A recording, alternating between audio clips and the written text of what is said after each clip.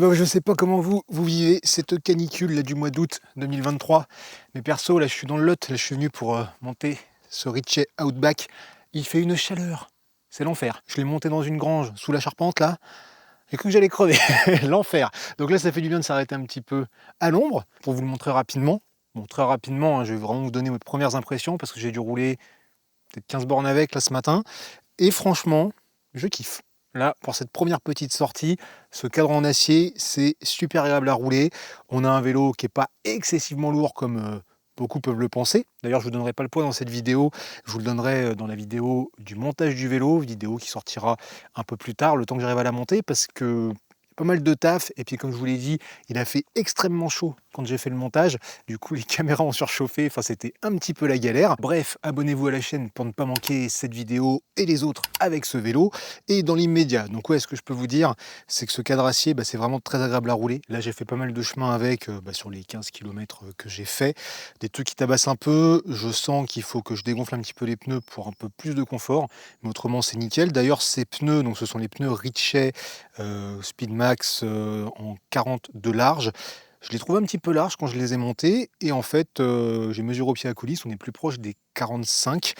Et par contre, point très intéressant, c'est que ces pneus sur les roues Ritchey, ça se monte, mais vraiment crème, ça passe nickel.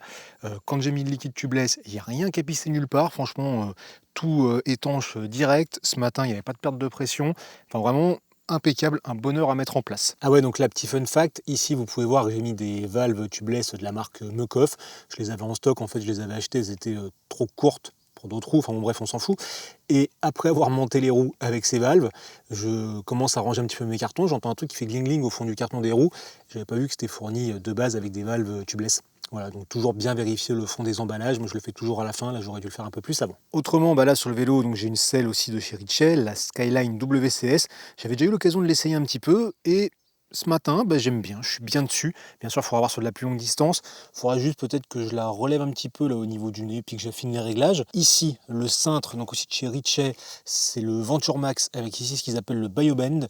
En fait, on voit une espèce de petit truc qui remonte comme ça. Et franchement, sous la main, là, c'est hyper agréable. La forme du cintre aussi, elle est hyper agréable. Dans les chemins, on se sent super bien. Donc, juste sur cette première sortie, de très très bonnes impressions. Bon, et puis juste ici, je sais pas ce que vous en pensez, mais les entretoises avec le marquage en blanc, en plus, elles sont d'une couleur un petit peu différente du reste, un peu plus claire.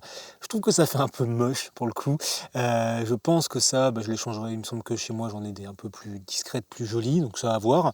Côté accessoires, j'ai déjà rajouté mon support de smartphone Peak Design magnétique. Ça, c'est toujours le truc qui est génial, hein. J'avais fait une vidéo dessus, je vous mets dans un coin de l'écran. Pareil, j'avais fait une vidéo sur, si j'arrive à l'enlever, ce support de compteur Close the Gap avec sonnette intégrée. Ça, c'est juste génial, très très pratique. Bon, petite sacoche à l'avant, j'ai pas encore essayé de mettre une sacoche top tube. Par contre, ici, vous voyez, il y a un liner sur le câble, donc ça le protégera si je veux mettre une sacoche, hein. J'avais parlé de ce petit problème que potentiellement je pouvais avoir dans la vidéo où je vous ai parlé de ce projet. Et en fait, là, c'est un kit de câble et gaine Jaguar Elite Shift Shield, je crois, un truc comme ça. Et du coup, il y a un liner en fait qui passe dans la gaine. On verra ça plus en détail dans la vidéo du montage. Mais du coup, ça protège ici. Et vous voyez les petites protections plastiques comme ça qui normalement servent à protéger la peinture des frottements des gaines. J'en ai encore en rab et je pense que en mettant là, ça permettra justement encore de régler le problème avec une sacoche. 3 portes bidons, donc j'ai enfin l'occasion d'avoir un bidon outil sur mon vélo. Autrement, le petit Garmin Varia parce que voilà, toujours pratique. Pour le montage, vraiment, il n'y a rien eu de compliqué. C'est un vélo qui est rapide, qui est simple à monter, parce que tout est en extérieur. Enfin, franchement, c'est un bonheur. Et le résultat, je trouve qu'il claque. Franchement, je ne sais pas ce que vous en pensez, j'aime beaucoup. Ah si, tiens, un truc que j'ai refait, la post-montage. En fait, au montage, j'avais laissé la chaîne complète, parce que j'avais utilisé la méthode, on met sur le plateau, on met sur le grand pignon, on croise, on voit combien il faut rajouter. Et a priori, il fallait rien enlever, je sais pas si c'était bizarre, puis finalement je la trouve un peu longue, donc ce matin j'ai reviré 2 maillons, et là ça me paraît pas mal. Et je vous ai déjà dit que dans les chemins, je l'avais trouvé vraiment confortable, franchement, agréable à utiliser. Je pense vraiment que l'acier, Ça peut être chouette, ça fait un vélo qui est très smooth à rouler. Enfin, il y a un truc, voilà, je vais l'essayer encore un peu plus dans les prochains jours. Ça va être chouette. Enfin, je sais pas si vous avez déjà essayé ce type de cadre, dites-moi ça dans les commentaires. Pour rappel, là, c'est un taille L au niveau du cadre. Je pense que c'est pas mal. J'avais eu peur d'avoir pris en fait une taille trop petite. Finalement, je pense que c'est bien. J'ai encore un petit peu de réglage à faire, mais ça va le faire. Et côté évolution possible sur ce vélo, il y aura peut-être des évolutions du côté de la transmission. Parce que donc là j'ai un GRX monoplateau avec un plateau de 40 et une cassette de 11,42. Et c'est vrai que pour passer certaines grosses côtes, notamment si le vélo est chargé dans le cadre d'une sortie bikepacking ou quoi, ça pourrait être intéressant d'avoir quelque chose de plus souple. Et donc là, il y a deux petites choses qui peuvent être faites. La première, ça va être de changer la cassette.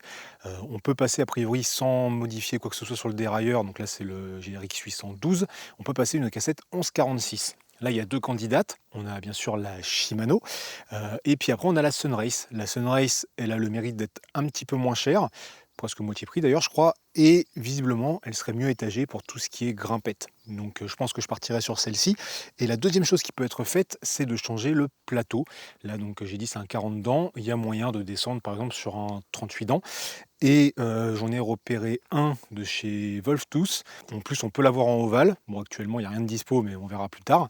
Et il y a un gars, là, Philippe, là, qui est abonné à la chaîne, qui m'avait dit en commentaire de la première vidéo qu'il utilisait justement cette config avec ce plateau et cette cassette 1146 et que ça fonctionnait nickel. Donc bah, ça confirme un petit peu ce que j'avais vu et qui pourrait m'intéresser.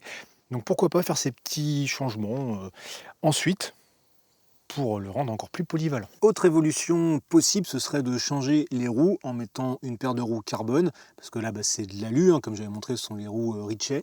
Sur le peu que j'ai roulé avec, ça ne me choque pas par rapport à ce que j'utilise d'habitude. Voilà, ça passe très bien. Ce seront sans doute les roues qui resteront sur ce vélo. Mais par curiosité, à un moment, je pense que je testerai une paire de roues carbone pour essayer de voir si je ressens vraiment la différence. C'est pas toujours évident, je pense, de vraiment savoir si ça vaut le coup ou pas. Idéalement, il faudrait que je monte les mêmes pneus sur les deux paires de roues. Ce qui est clair, c'est que ça fera gagner un petit peu de poids. Je pense qu'il y a moyen de gagner 400 grammes sur le vélo.